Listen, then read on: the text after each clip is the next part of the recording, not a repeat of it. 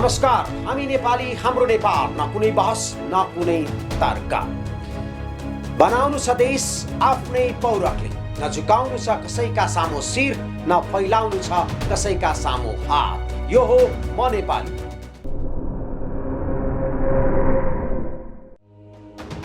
Welcome to म Nepali YouTube channel. Like, comment and subscribe for my upcoming new videos. विश्वमा कोभिडले मृत्युको ताण्डव गरिरहेको छ। आजका हाम्रा अतिथिलाई पनि यो मृत्युको पीडाले छोडेन। आजका हाम्रा अतिथिले आफ्ना 53 वर्षीय जवान जेठा छोरालाई यही कोभिडको कारणले गुमाए। आज यो कार्यक्रम रेकर्ड गर्दासम्म 15 दिन भएको थियो।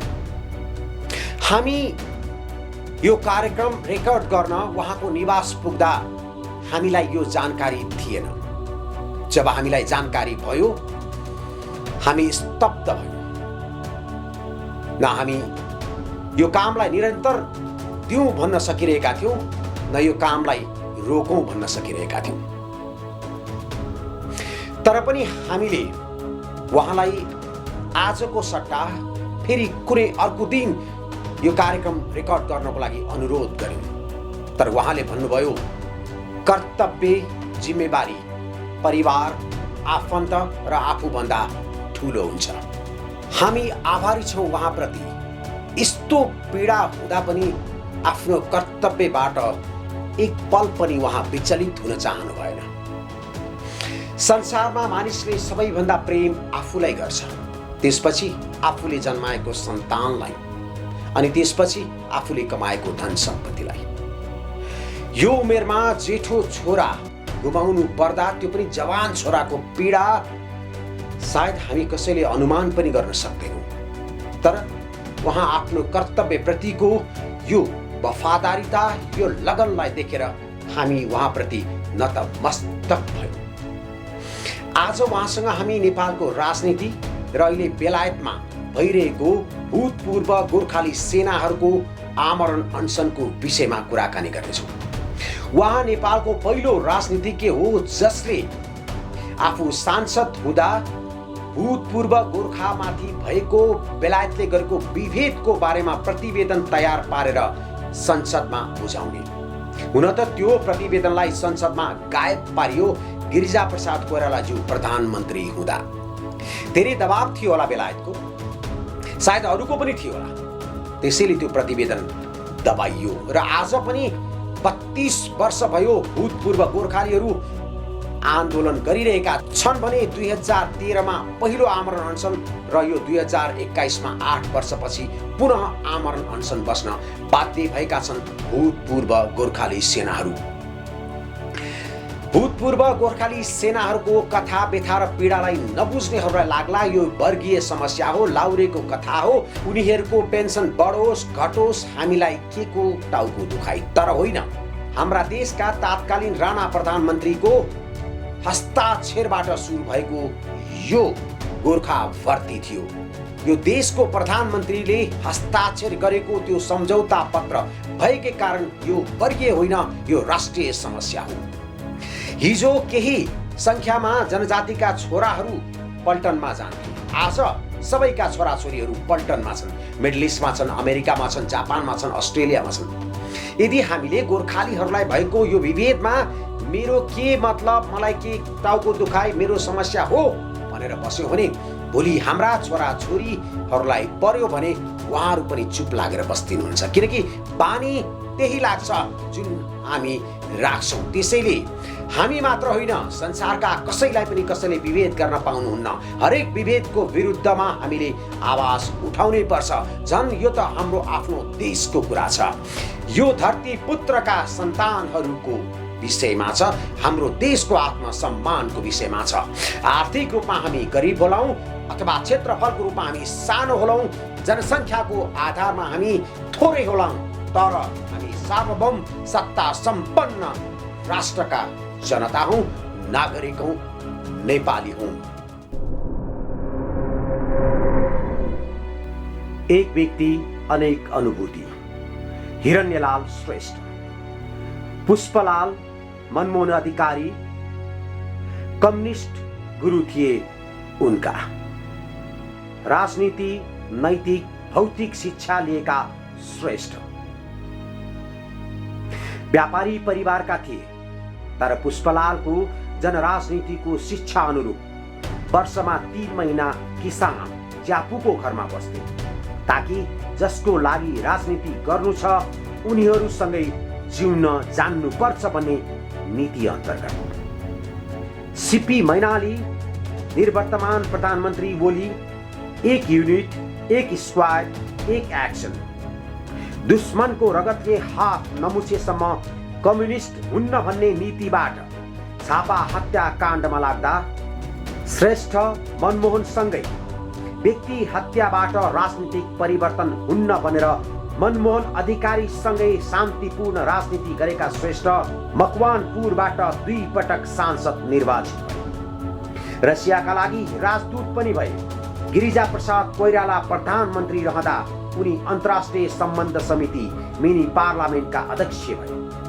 हिरण्यलाल श्रेष्ठ पहिलो नेता हुन् जसले गोर्खालीमाथि बेलायतले गरेको विभेद गोर्खा भर्तीको बारेमा प्रतिवेदन संसदमा प्रस्तुत गरे, तर त्यो प्रतिवेदन संसदमै गायब गरियो।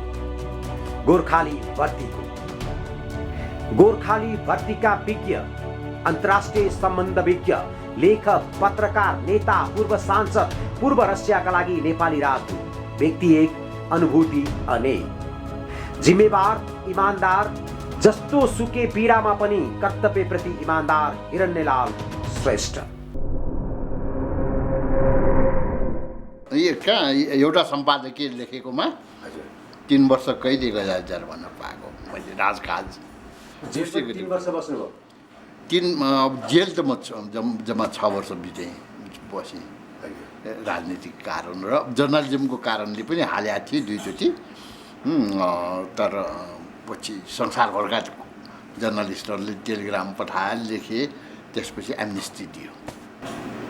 यो हजुरमा त्यस्तो के थियो जसले गर्दाखेरि यी सबै चिज गर्नको लागि चाहिँ कुन चिजले चाहिँ एकदम यो गर्न चाहिँ तपाईँलाई प्रेरित गर्थ्यो अथवा विवश गर्थ्यो अथवा मोहित गर्थ्यो? म त 14 सालको यङ कम्युनिस्ट लिगको महासचिव, तर यो लुटपाटवाला यङ कम्युनिस्ट होइन। पुष्पलालले पोलिटिकल क्लास लिने, निर्मल लामाले पिटी सिकाउने, र अनि म त बिजनेस क्लासको भएँ। त्यसो पुष्पलालले भन्थ्यो तिमी कम्युनिस्ट हुने हो भने वर्षको 3 महिना किसानको घरमा बस्नुपर्छ भनेर यहाँ ज्यापुको घरमा पठाउँथ्यो। पहिले पानी रोटी खुवाउने, परालमा एउटा तन्ना बिझाएर सुत्ने, अनि च्यापाङ्गा गएर गिटा भ्यागुर खाने, आफूलाई पिपुलसँग नै उ गर्नुपर्छ, सर्वहाराकरण गर्नुपर्छ, आफूलाई आइडेन्टिफाई उनीहरूसँग गर्नुपर्छ, उनीहरू सरह बस्नुपर्छ भनेर हामीलाई ट्रेनिङ दिए। अब म भएको कारण किन भन्दाखेरि मैले आफैलाई रिभ्यू गर्दाखेरि भीमफेडीमा बस थियो, कपडाको दोकान थियो, टुरिङ सिनेमा थियो, एकदमै पार्टनरसिपमा बिजनेस भव्य थियो त्यो बेलाको करोडपति। तर 5 सालमा 2005 म 98 सालमा जन्मिएको, 5 सालमा मेरो आमा मऱ्यो, म 7 वर्षको, अनि 8 सालमा मेरो बाउ मऱ्यो, म 10 वर्षको। अनि त्यो धेरै सम्पत्ति उनीहरूले खाइदिए त्यसै अरूले। त्यसैले अब बदला लिने के भन्दाखेरि होइन, सिस्टम चेन्ज गर्नुपर्छ भनेर कम्युनिस्टतिर एट्याक भएको कारण त्यो रहेछ। मानव एउटा आफूमाथि भएको अन्याय भनौँ न, आफूमाथि भएको उनीहरूले शोषण नै भनौँ न, शोषणको विरुद्धमा मैले बदला लिएर मात्र हुँदैन, सिस्टमलाई नै परिवर्तन गरिदियो भने चाहिँ कसैले यो भोग्नु पर्दैन भन्ने भयो। तर यसैमा म सर्टकटमै हजुरलाई भन्छु, तर ठ्याक्कै अहिले उल्टो भयो नि। अहिले शोषण गर्नेहरू त कम्युनिस्ट भए, लुटपाट गर्ने कम्युनिस्ट भए, हत्या गर्ने कम्युनिस्ट भए, सत्ता कब्जा गर्ने कम्युनिस्ट भए। मानव जे गर्नु हुँदैन जसको विरुद्धमा कम्युनिस्ट बनिएका थिए अहिले त्यही गर्नमा व्यस्त भए। यतिखेर चाहिँ कस्तो लाग्छ हजुरलाई? दुःख लाग्छ, र यो चित्त नबुझेरै अहिले चाहिँ नि पार्टी पोलिटिक्सबाट अलग भएर लेख्ने पढ्ने काममा लागेको छु। र नयाँ पुस्तालाई मेरो अनुभव लेखेर छोडिदिन्छु, मरेपछि पनि बाँच्ने यो लेखन र किताबहरूबाट हो भन्ने लागेर मैले अब लेखकको रूपमा अहिले बिताइरहेको छु आफ्नो समय। र घरै लाइब्रेरी बनाएर दिएँ, 2टा घरमध्ये एउटा देशलाई। अरू यहाँ यो बालुवाटारै बेचेर खानेहरू छन् मन्त्री नेता, तर मैले चाहिँ आफ्नो एउटा घर सत्यमोहन जोशीलाई उद्घाटन गराएर देशलाई दिएँ। त्यो मेरो 26 सालदेखिको पेपर कटिङको कलेक्सन पनि छ, 120 देशको फाइलहरू छ। मभन्दा नै जेठो रहेछ त्यो सबै कुराहरू एउटा स्टेजमा, एउटा एजमा, जुन एजमा भनौँ न विभिन्न किसिमको अप्सनहरू थियो, पढ्ने, लेख्ने, रमाइलो गर्ने, हाँसखेल गर्ने, आफूलाई धन सम्पत्ति कमाउने। त्यतिखेर काइन्ड अफ विद्रोही भनौँ न, सैद्धान्तिक विद्रोही भन्नाले फेरि अहिले बन्दुक बोक्नेलाई भन्छन्, तर विचार बोक्ने विद्रोही भनेको विचार बोक्ने हुन्। बन्दुक बोक्ने त अपराधी हुन्, हत्यारा हुन्, आतङ्कवादी हुन् होइन।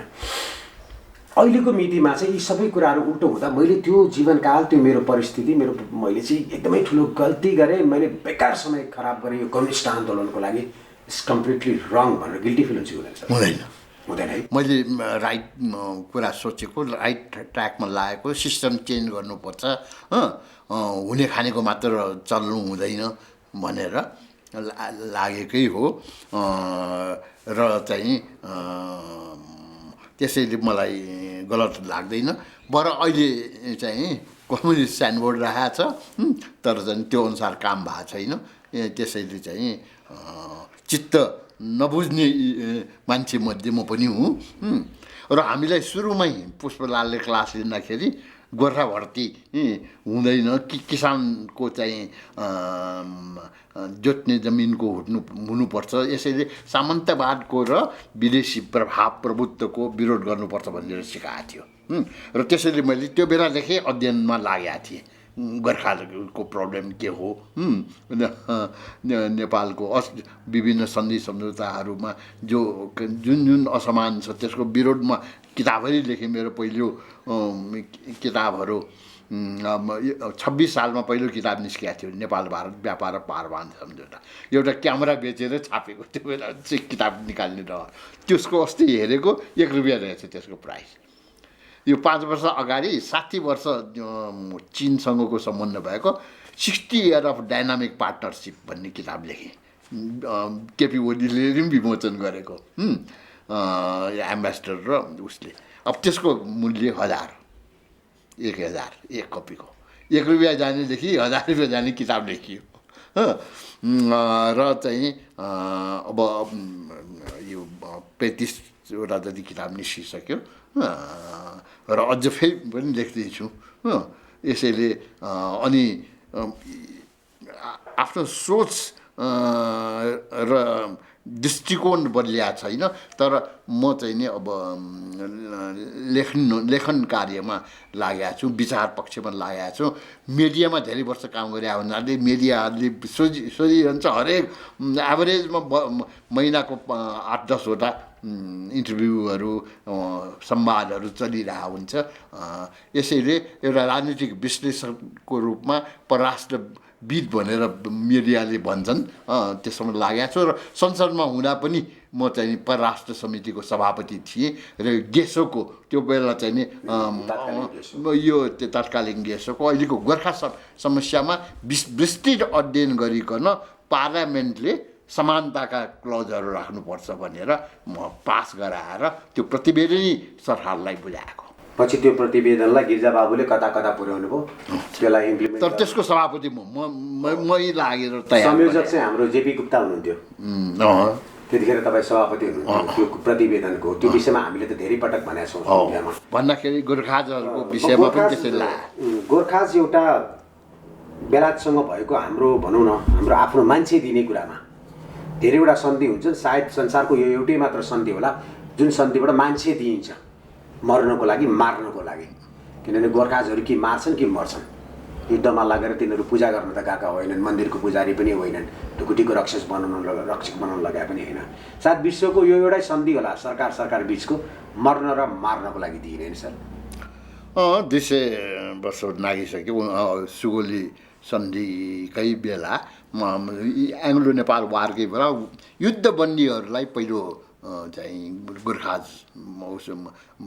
बटालियन राखेर बेलायतले सुरु गरेको त्यहाँ र कुमाउ गढवालतिर लडाइँको बेलाका। यसैले त्यो बेला युद्धबन्दीहरूलाई आफ्नो फौजमा बहादुरीसँग लडायो हुनाले यिनीहरूलाई प्रयोग गर्नु पर्यो भनेर लेट एसियन फाइट एसियन भनेर चाहिँ नि युज गरे हो उनीहरूले। र चाहिँ नि र नेपालीहरूले दुईटा विश्वयुद्धमा पनि लडे, विभिन्न अरू युद्धहरूमा पनि लेखे, ब्रेभेस्ट अमङ ब्रेभ्स भन्ने चिज चाहिँ देखायो। र त्यसैले ग्लोरी पनि यसको छ, तर यसका फेरि नराम्रा पक्षहरू पनि छ।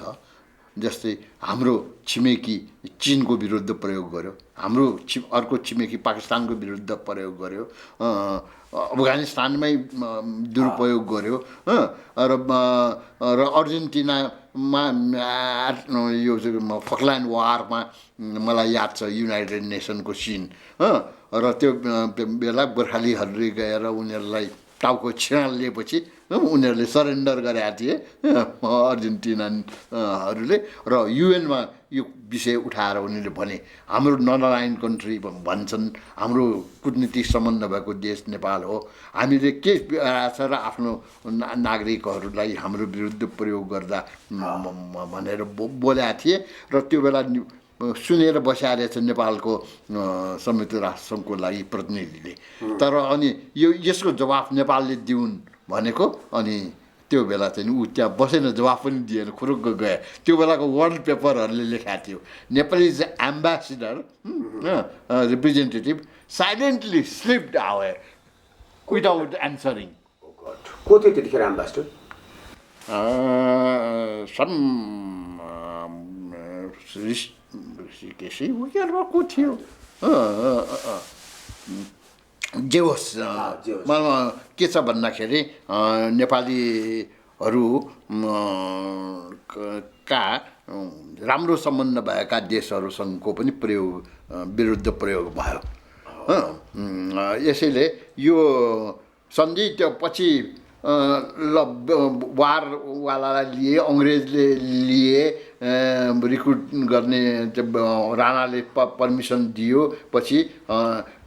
तर इन्डिया स्वतन्त्र हुने बेला आएपछि सम्पत्ति बाँडफाँड गर्ने जस्तो 6 बटालियन र 4 बटालियन 10 बटालियनमा 4 बटालियन बेलायत लिएर गयो, 6 बटालियन इन्डियालाई छोड्यो। र त्यसैको लागि त्यो बाँडफाँड गर्नलाई 1947मा चाहिँ त्रिपार्टिट एग्रिमेन्ट भयो।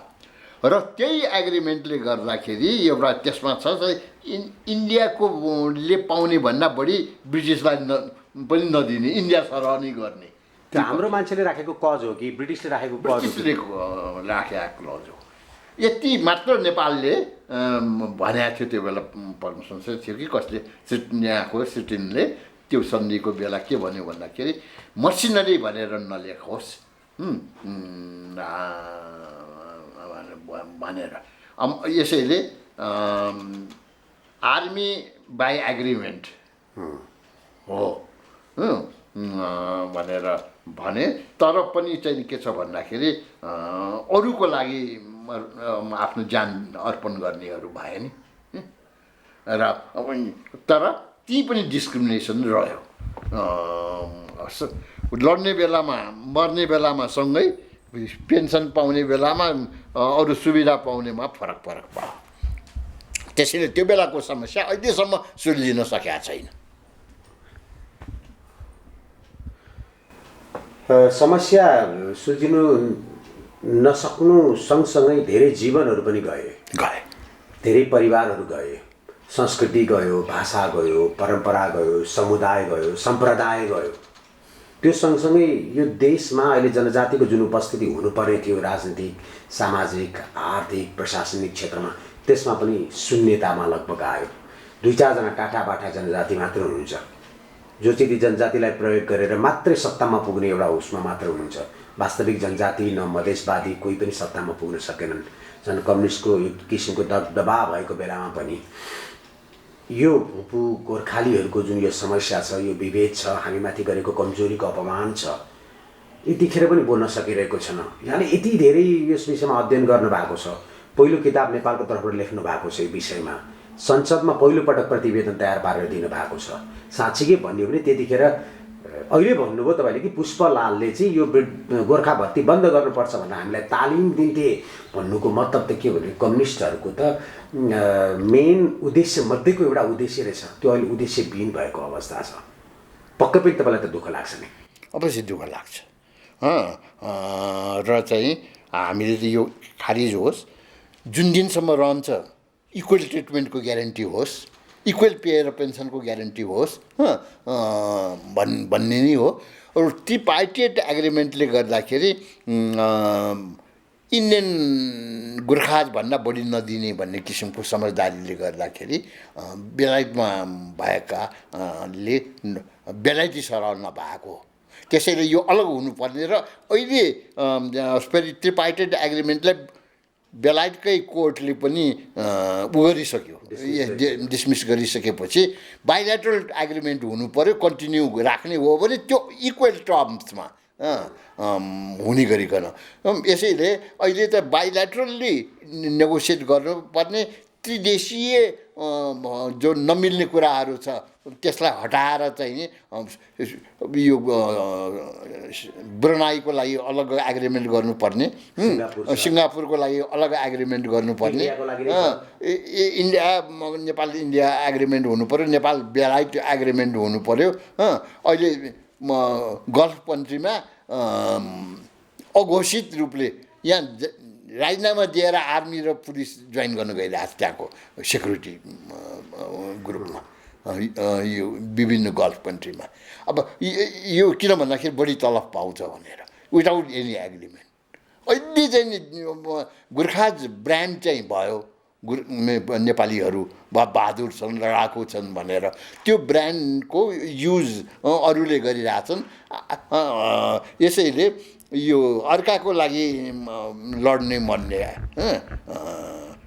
त्यो चाहिँ परम्परा र नेपालीलाई युज गर्नेमा डाइभर्सिफिकेसन आइसक्यो।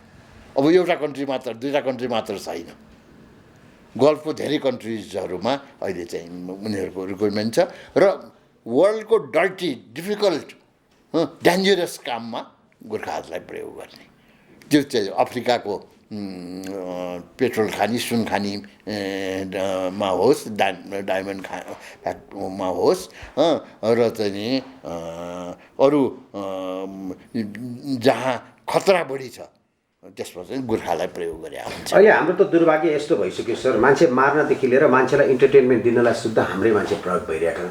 अफ्रिकाका डान्स बारदेखि लिएर, भारतका वेश्यालयदेखि लिएर, युरोपका चाहिँ देखि लिएर अहिले त सिङ्गापुर पनि एउटा अहिले नेपाली महिलाहरूको लागि हब बनिरहेको छ।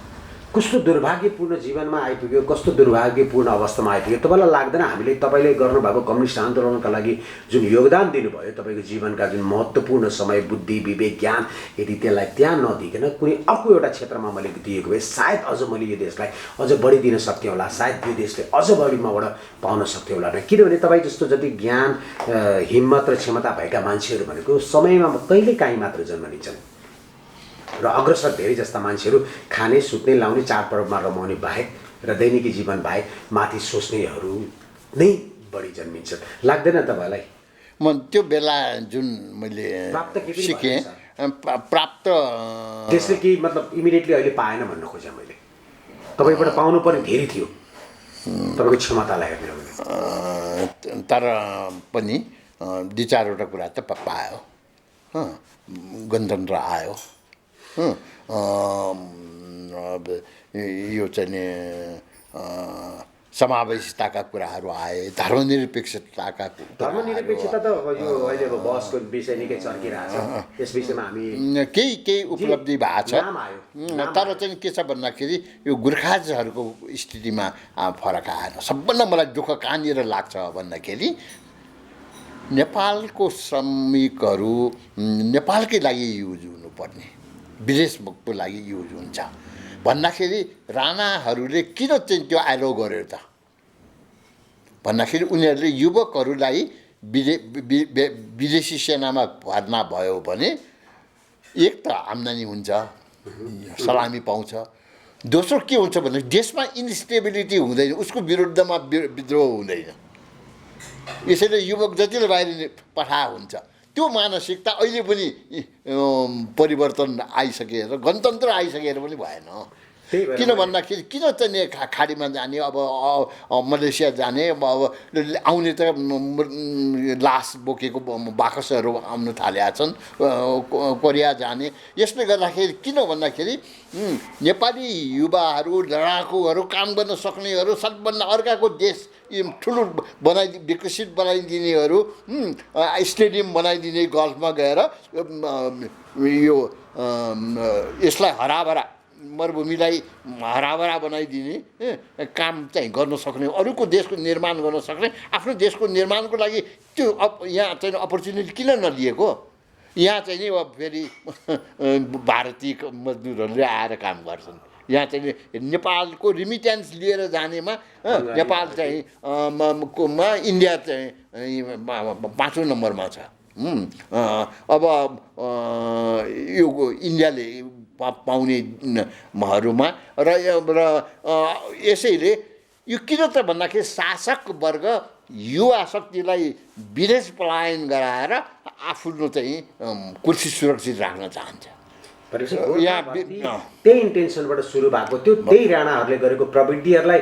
शाहहरूले पनि प्रयोग गरे र त्यही प्रवृत्तिलाई गणतन्त्रवादी लोकतन्त्रवादी पनि प्रयोग गरे यी सबैजनाले त्यही हत्कण्डा प्रयोग अब आर्मीको रूपमा मात्र प्रयोग होइन श्रमिकको रूपमा पनि प्रयोग गर्न दिएर युवा शक्तिलाई अर्काको लागि प्रयोग हुने स्वदेशको लागि चाहिँ अर्काको लागि रगत बगाउने स्वदेशको लागि पसिना बगाउने अवसर पनि उनीहरूलाई यहाँ दिएन यो यसले गर्दाखेरि देश अवगत भएको हो सम्पूर्ण जिम्मा भनेको त राजनीति नेतृत्वलाई नै हुँदो रहेछ पहिलो जिम्मा राजनीतिलाई नालायकै भए हाम्रो राजनीतिक नेताहरू मेन गरेर लिडरहरू अहिले अब संविधानमा देखाउनलाई त समाजवाद उन्मुख हुने अर्थतन्त्र भनेको छ तर अहिलेको अर्थतन्त्रको दुईटा विशेषता एउटा दलाल पुँजीपति हामी जसलाई भन्छौँ विदेशी पुँजीपतिको हालीमाली दोस्रो चाहिँ आफन्त पोस्ने पुँजीवाद बिचौलियाहरूको कमिसन खाने बिचमा दिनेहरूको त्यसलाई भन्छ क्रोनी क्यापिटलिजम र कम्पराइजर क्लास र राष्ट्रिय पुँजीपतिले हुर्कन दिएन स्वदेशी व्यापारीलाई हुर्कन दिएन कमिसन तन्त्र र बिचौलियाको बिगबिगी चल्यो कसरी चाहिँ यो क्रोनी क्यापिटलिजम र दलाल पुँजीपतिले देश विकास गर्छ गर्दैन नि राष्ट्रिय पुँजीपतिले गर्छ स्वदेशी व्यापारीले गर्छ स्वदेशी श्रमिकहरूलाई यहाँ परिचालन गर्नुपर्ने यो गरेर प्रतिभा पलायनदेखि लिएर श्रमिक पलायनदेखि लिएर म क्यानाडामा अमेरिकामा देखाएको छु सुरुङ बनाउने काममा नेपाली इन्जिनियरहरू छन् श्रमिकहरू छन् त्यो गल्फ कन्ट्रीमा पनि छ भन्दाखेरि अर्काको देश बनाउन सक्ने त्यो श्रम र प्रतिभालाई स्वदेशमा उपयोग गर्न दिएन यो नै एउटा चाहिँ नेपाल ब्याकवार्ड रहनुको पछाडिको मूल कारण मध्ये हो एउटा जसलाई सुधार्न आवश्यक छ यसैले र फेरि बाहिर जानेहरूमध्ये सबभन्दा खतरा जोखिममा त्यो गोर्खा चाहिँ हट्नै छ असमानताले गर्दाखेरि र त्यो सँगै ब्याटलफिल्डमा मर्छन् एउटाले पाउने सुविधा सहुलियत परिवारले पाउने राहत गोर्खालीले समान रूपले पाइरहेको हुँदैन यसैले यो 21औं शताब्दीमा युग नसुहाउँदो असमानता विभेद को दृष्टान्त भनेको गोर्खाहरूमाथिको भेदभाव हो जस्तो 200 लगभग 7 वर्ष भयो प्रत्यक्ष अप्रत्यक्ष रूपमा लिखित अलिखित रूपमा भनौँ न सम्झौता हुनुभन्दा पहिले पनि उनले प्रयोग गरेका थियो भारतको विरुद्ध हामीहरू मान्छेलाई लगेर अहिलेसम्म यो त्यतिखेर गरिएको विभेदको विषयमा त अहिलेसम्म अब कुनै क्लियर गर्ने उसले छाँटकाट देखाएकै छैन, जसले गर्दाखेरि 30-32 वर्षदेखि आन्दोलन गेसोले सुरु गर्यो पहिला, अब अहिले सत्याग्रहको संयुक्त टिमले काम गरिरहेको छ। 2007मा यहाँलाई थाहा छ ज्ञानराजजीले हाम्रो अनसन पनि बस्नुभयो, अहिले रिले अनसन बसेको पनि आजको मितिमा 6 दिन भइसक्यो। अबको 7 दिन 8 दिनपछि हाम्रो अनसन सुरु हुन्छ, जसमा ज्ञानराजजी हुनुहुन्छ, त्यसै गरेर पुष्पा राणा घले हुनुहुन्छ, त्यस्तै गरेर अर्का एक्स ब्रिटिस गोर्खा धन गुरुङ हुनुहुन्छ। यो परिस्थिति आउनुको मुख्य यहाँले चाहिँ कसलाई देख्नुहुन्छ? किनभने यहाँ राष्ट्रिय अन्तर्राष्ट्रिय राजनीति मात्र होइन, आन्तरिक बहुआन्तरिक भू राजनीति सबै कुरामा यहाँले अनुभव र अध्ययन गर्नुभएको छ। अब आफूले त सांसद हुँदा पनि सांसद नहुँदा पनि सपोर्टमै बोलिरहे। अब त्यति मात्र होइन, मुद्दा चल्या बेलामा ब्रिटिस कोर्टमा त्यो बेला पनि गएको र चाहिँ त्यहाँ बेलायतसम्म पुगेर त्यति मात्र होइन, ह्युमन राइट्स कमिसन जेनेभा पुगेर दक्षिण अफ्रिकामा जातीय विभेदको विरुद्धको इन्टरनेसनल गोष्ठीमा गएर यो विषयलाई उठाउँदै आएको। यसैले राष्ट्र मामिलामध्ये एउटा अहिलेसम्म समाधान हुन नसक्या समस्या गोर्खालीहरूको देख्छ। यसको दुईटा कारण त्यस्तो छ, सबैभन्दा शक्तिशाली छ जसले गर्दा यो चाहिँ हुन दिइरहेको छैन। एउटा चाहिँ के हो भन्दाखेरि एउटा विदेशीहरूले सस्तोमा श्रमिक पाएपछि, सेना बनाउनु पाएपछि त्यो प्रयोग गर्ने त स्वाभाविकै भयो। नेपालीहरूले गार्जियनसिप, सिटिजनहरूको गार्जियन त सरकार हुनुपर्ने नि।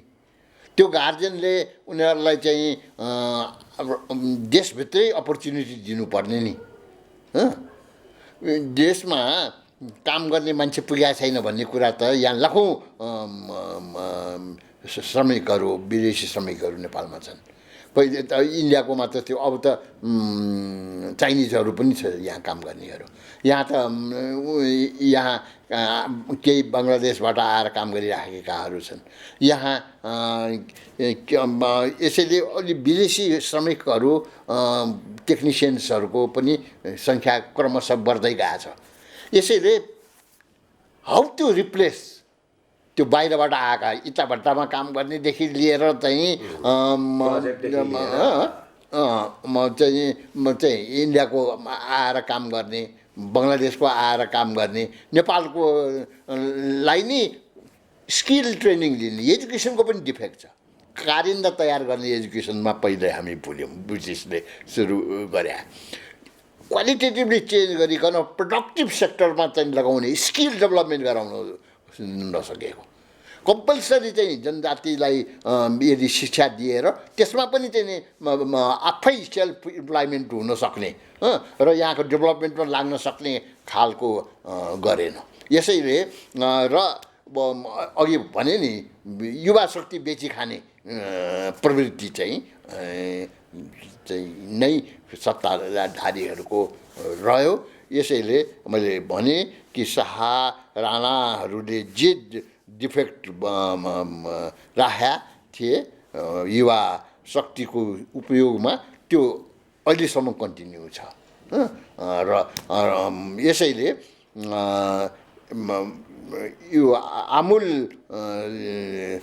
परिवर्तनको सोच राख्नुपर्ने, राष्ट्रिय सोच राख्नुपर्ने, नेपाली श्रमिकहरूलाई, युवाहरूलाई राष्ट्रकै निर्माणमा परिचालन गर्ने, नेपालीले जाने काममा नेपाली बाहेक अरूलाई नपाउने र त्यो चाहिँ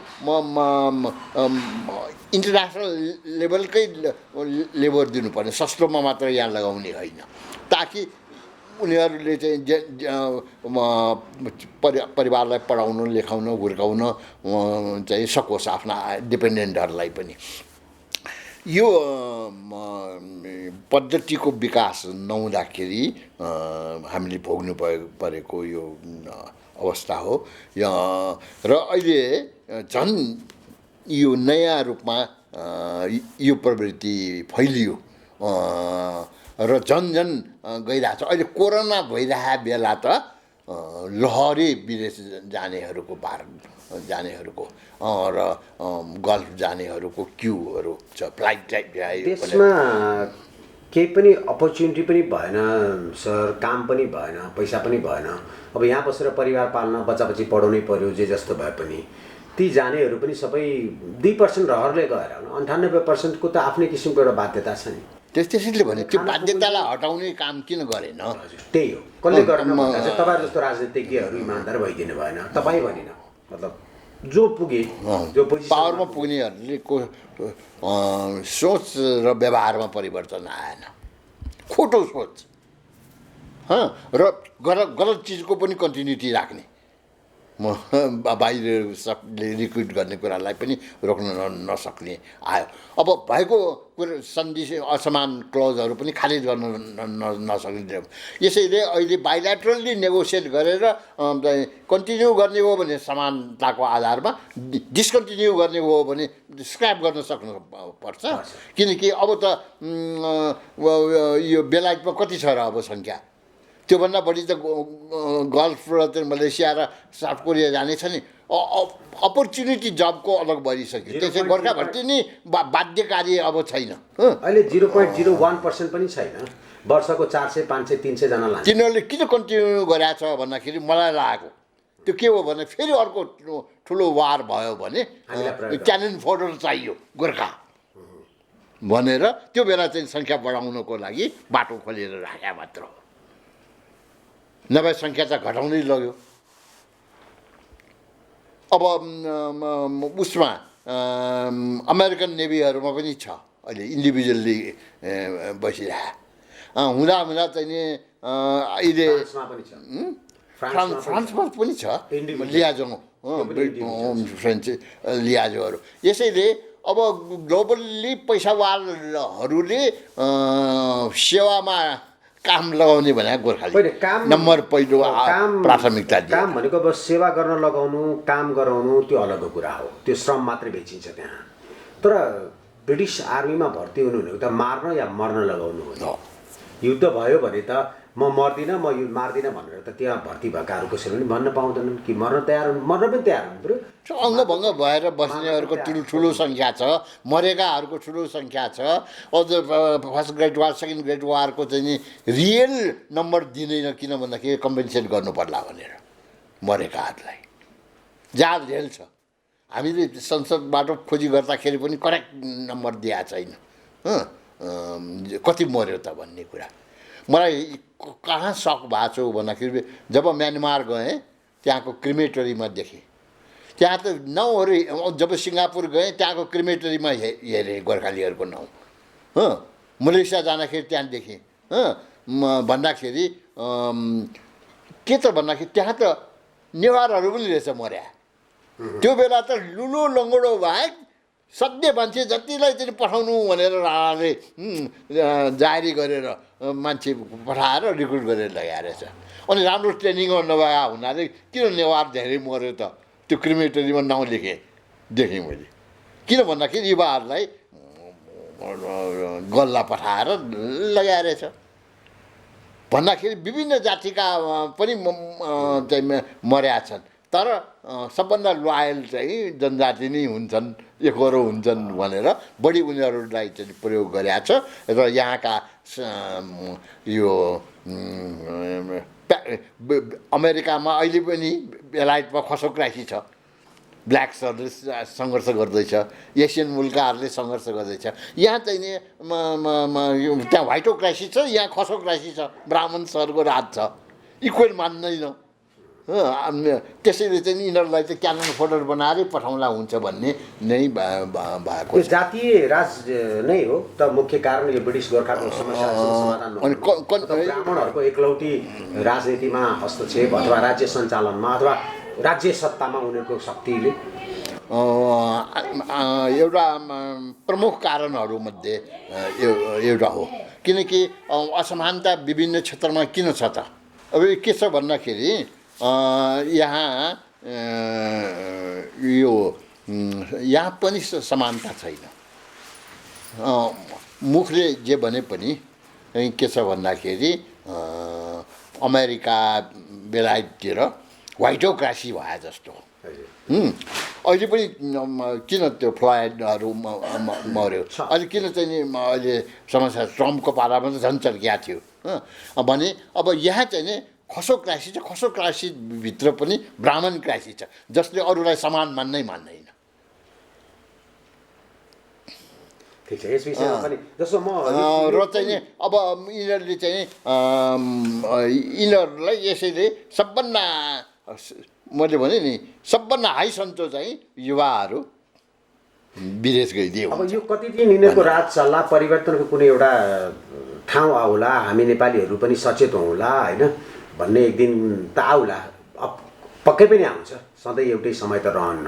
अब यतिखेर भुपु गोर्खालीहरूको आन्दोलनको 32-35 वर्ष भइसक्यो। यो दोस्रो पटक आमरण अनसन बस्नको लागि अब केही दिन मात्र बाँकी छ, रिले अनसन चलिरहेको छ।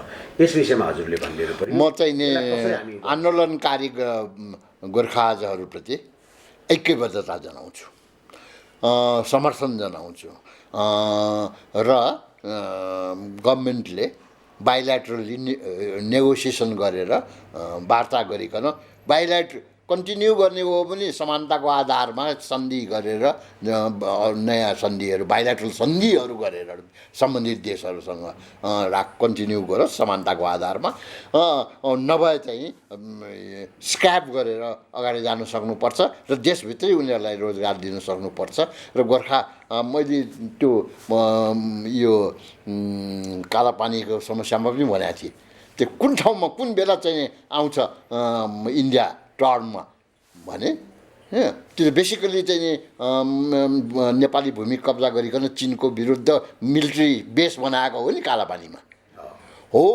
कुन बेला हुन्छ भन्दाखेरि जबसम्म त्यहाँबाट चाहिँ इन्डियन फौज हट्दैन, कब्जा छोड्दैन, तबसम्म गोर्खा हामी दिन्नौँ भन्यो भने नाखा चालले आउँछ। किन को गएर चाहिँ हिमाली क्षेत्रमा गलवान भ्यालीमा लड्न जान्छ, काश्मीरमा लड्न जान्छ, त्यो गोर्खालीलाई प्रयोग गर्न पाएको छ भने हाम्रो चाहिँ के छ भन्दाखेरि राष्ट्रहितको विरुद्ध हाम्रो भूभागको सुरक्षा हामीलाई असुरक्षित गर्ने काम गर्छ भने त्यो बेला चाहिँ नि स्क्याप गरेर अगाडि जानुपर्छ र नेपाली सेनामा त्यहाँबाट फर्केका गोर्खालीजहरूलाई ठाउँ दिनुपर्छ। शान्ति सेनामा भोलि पठाउने हो ट्रेनहरू। यसैले गोर्खाजहरू जो हामी बन्द गरेर ल्याउँछन् तिनीहरूलाई नेपाली सेनाको अभिन्न अङ्ग बनाउनुपर्छ र चाहिँ उनीहरूलाई चाहिँ भोलि पिस किपिङमा एउटा छवि त भाडाको सिपाहीको ठाउँमा शान्तिका सेनाको रूपमा त शान्ति सेनाले नेपालको छवि उठाएको छ नि। वर्ल्डमा पनि बेस्ट अहिले यो 3-4 देशहरूमध्ये परिसक्यो भन्दाखेरि यसैले नेपाललाई त्यसरी पनि प्रयोग गर्न सकिन्छ। यसैले नेपाल आर्मीमै चाहिँ यदि नेगोसिएसन सफल हुँदैन, समानता दिँदैन भने त्यो गोर्खालीलाई फर्काएर ब्रिटिसबाट पनि इन्डियाबाट पनि ल्याएर नेपालको राष्ट्रिय सेनामा राखेर त्यो वेल ट्रेन्डहरूलाई चाहिँ भोलि शान्ति सेनामा अरू इफेक्टिभली पठाउन सकिन्छ। अरू नेपालको डिमान्ड शान्ति सेनामा बढ्नेछ। यसैले नेपालको छवि अर्काको लागि लड्ने होइन, विश्व शान्तिको लागि लड्ने र राष्ट्रहितको लागि अड्ने को रूपमा लड्नुपर्छ। र त्यति मात्र हो भने त म त 1 वर्ष कम्पलसरी मिलिट्री हरेक नागरिकलाई दिनुपर्छ। यो चाहिँ कम्युनिजमको कुराहरू भयो तपाईले होइन। बेला इजरायलमा त्यस्तो छ, त्यो कम्युनिजम हो र इजरायल स्विडेनमा छ, स्विडेनमा छ त्यो होइन कम्युनिस्टहरूले होइन, देशभक्तले भन्छ किनकि डिसिप्लिन जनशक्ति चाहिन्छ। डेमोक्रेसी गणतन्त्र आएर पनि लिमिटेड सेनाको हातमा हो र जनतालाई नै सेना, सबै जनता चाहिए बेला लड्छन्, अरू बेला काम गर्छन् आफ्नो आफ्नो व्यवसाय। अब यो भनेको मात्रै छ अहिलेलाई, यसलाई गणतन्त्र इम्प्लिमेन्टेसनका पोजिसनहरू धेरै छन्। जस्तो हजुरले भन्नुभएको छ, इम्प्लिमेन्ट गर्नको लागि, रियल गणतन्त्र जनताले फिल गर्नको लागि, बुझ्नको लागि, जान्नको लागि त यहाँ धेरै परिवर्तन अझै खाँचो छ। अब त्यो त सम्भव छैन। जहाँसम्म लाग्छ मेरो जुनीले पनि त्यो देख्दैन होला, होइन? म अरू त के आशा गरौँ? किन यही नेतृत्व रहिरह्यो, यही परिस्थितिमा रहिरह्यो। मुख्य कुरा जनता परिवर्तन भएनन्। जनता परिवर्तन नभएसम्म नेता जति परिवर्तन भए पनि केही पनि फरक पर्दैन। जनताले पनि र ब्रिटिस गोर्खा आर्मीको समस्या पनि त्यही हो। किन नेपाली जनताले के सोच्यो भने छेत्री बाहुन जो चाहिँ भर्तीमा गएका छैनन् उनीहरूले के सोच्यो भने हाम्रो समस्या हो र हिजो लाउरेले टन्न पैसा ल्याएर हामी अगाडि धाम देखाउँथ्यो, हाम्रै अगाडि उसको सान रबाब खाइ पिई उसको श्रीमतीले गहना धेरै लाउँथिन्, हाम्रो श्रीमती गोबर सोरिराखी हुन्थिन्, हाम्री आमाको चाहिँ धोती फाटेको हुन्थ्यो, उनकी आमा चाहिँ कानभरि सुन र चाहिँ हङकङको साडी लाउँथिन्, जापानको साडी लाउँथिन्। त्यो पनि छ। किन मैले उनलाई सहयोग गर्ने? मेरो लागि लड्न गएको हो र? उसले ल्याएर मलाई दिएको छ र? उसले त आफ्नो परिवारको मस्तीको लागि लड्न गएको छ, आफ्नो कमाइको लागि लड्न गएको छ। त्यसरी हेरिया छ। सरकार चुइक्क केही पनि बोल्दैन। आन्दोलन गर्नेहरू दिनदिनै घट्दैछन्। अर्बौं खर्बौं रुपियाँ आन्दोलनकारीहरूको पैसा सकिसक्यो गोर्खालीहरूको। यो परिस्थितिमा यसको कसरी चाहिँ बेलायतलाई चाहिँ नेपाल सरकारले चाहिँ कुन भूमिका गर्नुपर्छ अथवा हजुरले कुन भूमिका गर्नुपर्छ यतिखेर बेलायत सरकारसँग? यहाँको त प्रत्यक्ष लिङ्क छ। त्यहाँको सभामुखसँग पनि तपाईँले गर्न सक्नुहुन्छ, त्यहाँको रक्षा मन्त्रीसँग पनि तपाईँले कुरा गर्न सक्नुहुन्छ, इमेल गर्न सक्नुहुन्छ, फोन गर्न सक्नुहुन्छ, यहाँ अहिलेको सरकारलाई पनि गर्न सक्नुहुन्छ। आधा उदी त कम्युनिस्ट नै छन्। अवश्य अब तपाईँको मिडियाबाट बोलिरहेको छु। अरू मिडियाहरूले नेपालभित्रकाले पनि सोच्दाखेरि मैले बोलेको छु यो विषयहरू।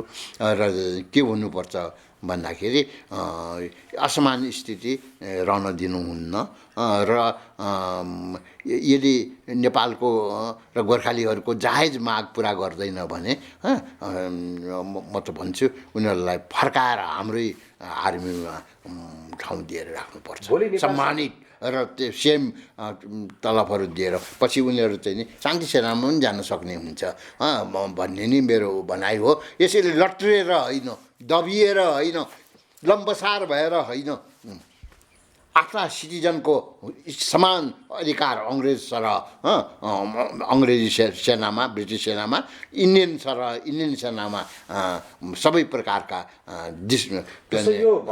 समानता चाहिन्छ। डिस्क्रिमिनेसनलाई एन्ड गराउनलाई जानुपर्छ। भर्तीको कुरा त अबको आजको यो 21 सेन्चुरीमा हामीले अलिकति फरक तरिकाबाट सोच्नुपर्छ।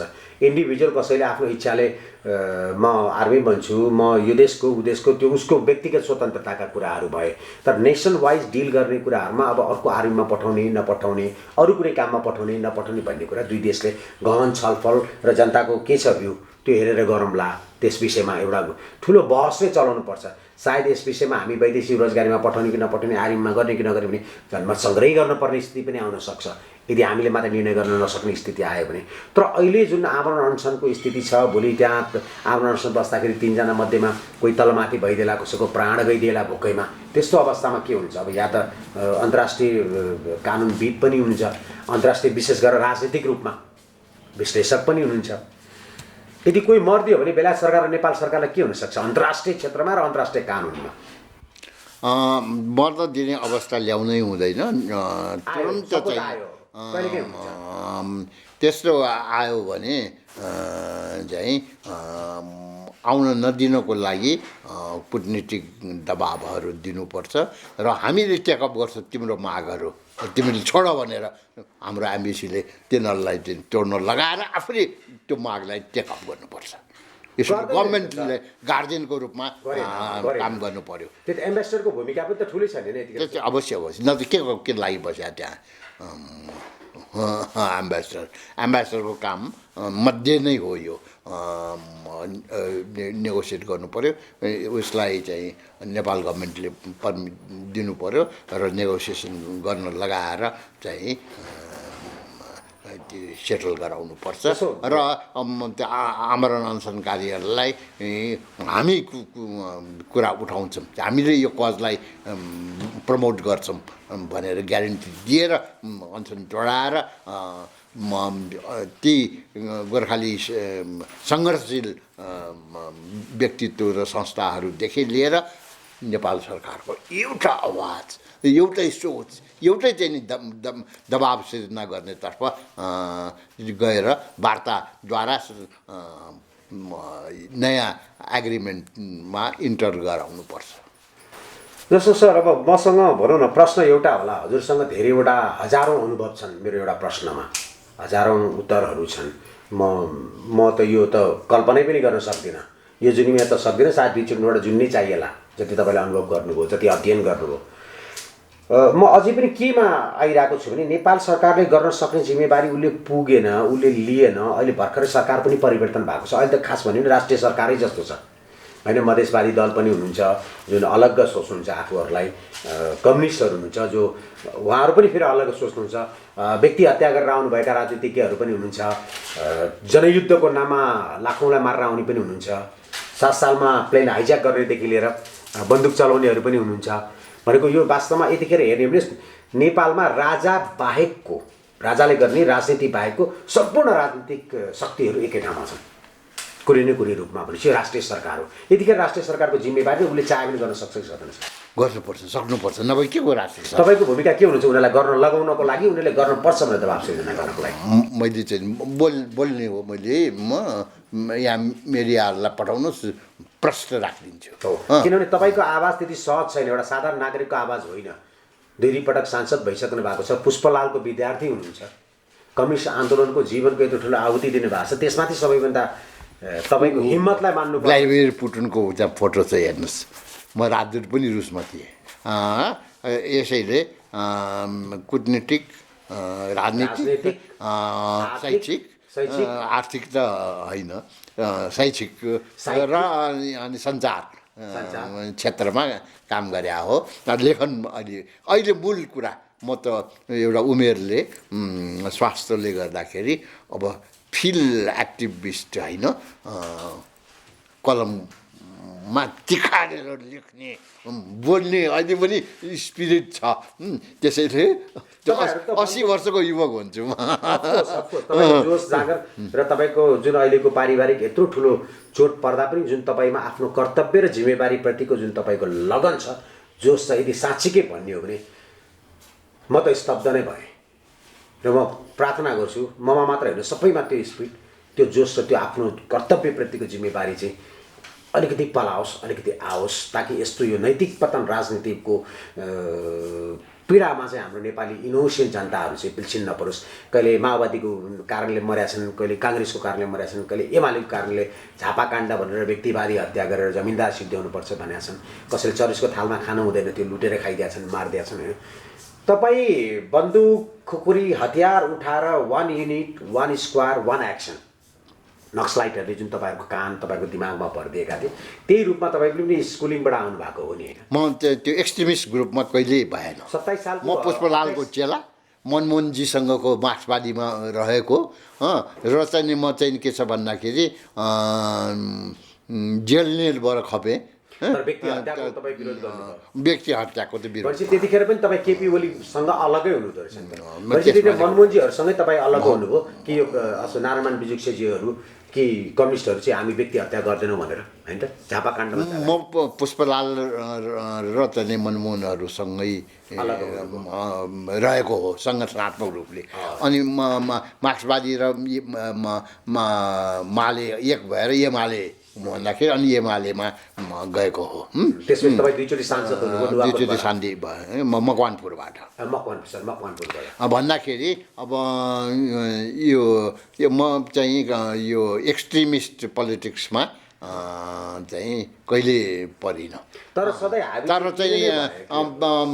तर फेरि लम्पसारवादी पनि कहिले अरू विचारको युद्ध गर्न पाइन्छ यदि कसैलाई दुःख नदिकन, कसैको रगत नबगाइकन होइन, कसैलाई शारीरिकमा चोट नपुर्याइकन उसले गरेका गलत कुराको विरोध गर्नको लागि त लम्पसारवादी हुनु त परेन, त्यो त हुनु भएन। लम्पसारवादी पनि जे मन लाग्छ गर भनेर छोडिदिनु भयो।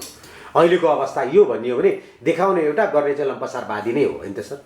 अहिले धेरै कमजोरीहरू त्यही देखिया छ। अझ फेरि रिपिट होला भन्ने पिर छ। यसैले मैले भने कि तिमीहरूको चुच्चो मुच्चो पावरको लागि गर्ने होइन, न्यूनतम राष्ट्रिय कार्यक्रम बनाऊ। राष्ट्रियता, लोकतन्त्र र देशको समृद्धि, 3 इन वान, एनी वान होइन। हामीले राष्ट्रियता मात्र भएर पुग्दैन, हामीले लोकतन्त्र मात्र भएर भएन, हामीले समृद्ध भएर तर अर्काको गुलाम भएर बस्नु पऱ्यो भने के गर्ने, त्यो पनि हुँदैन। यसैले राष्ट्रिय स्वाधीनतालाई मजबुत बनाउने र चाहिँ देशको दुवै छिमेकीले डेभलप गरेर चाहिँ हामी व्यापार भएर बस्ने, समृद्धि पनि चाहिन्छ। यसैले इम्पोर्ट गरेर कमाउने होइन, एक्सपोर्ट गरेर चाहिँ नि कमाइ गर्न सक्ने एक्सपोर्ट ओरिएन्टेड इकोनोमी डेभलप गर्नु पर्यो। त्यसपछि हामीले न भर्ती पठाउनुपर्छ, न मिडल इस्टमा पठाउनुपर्छ, न बिचरा 20 लाख रुपियाँ 50 लाख रुपियाँ तिरेर जङ्गलको बाटो कता कता हुँदै त्यसैले मोडर्नाइजेसनमा एग्रिकल्चर गरौँ, पैसा हामीसँग छैन भने ठुलो कोअपरेटिभ्सहरू चलाउँ र चाहिँ के छ भन्दाखेरि अहिलेको नेताहरूलाई थाहा नभएको होला त सर। अहिले सत्तामा पुग्ने हुन त तपाईँभन्दा जुनियर नै छन् अहिले जति छन् सत्तामा होइन। अब तपाईँ पुष्पलालजीसँग मनमोहनजीसँग काम को भनेपछि जुनियर हो, अहिले पावरमा भएकाहरू त जुनियरै हो। उहाँ त मान्छे काटेर आउनुभयो, त्यसले त उहाँ छिटो सत्तामा पुग्न सजिलो भयो। यो देशको परिस्थिति र वातावरणले पनि मान्छे मारिलाई नै छिटो सत्तामा पुर्याउने बनाएको छ होइन। अब त्यो बेला चाहिँ त्यसले त सबैले अब मान्छे मार्नुपर्छ नत्र भने त हामी सत्तामा पुगिन्न भन्ने बनाइदियो भने त भोलि त यहाँ त त्यसै पनि माओवादी द्वन्द्वले हामी होइन। नेपाली काङ्ग्रेसले पनि 7 सालमा हतियारै उठाएको हो, पछि हाइज्याकिङै गरे हो। सबै पार्टीहरूले बेला बखत हिंसा पनि गरेका छन्, सत्ता पक्षले पनि हिंसा गरेका छन् देखिने नदेखिकन। यसैले हिंसा नै मुक्त नेपालको राजनीति छैन।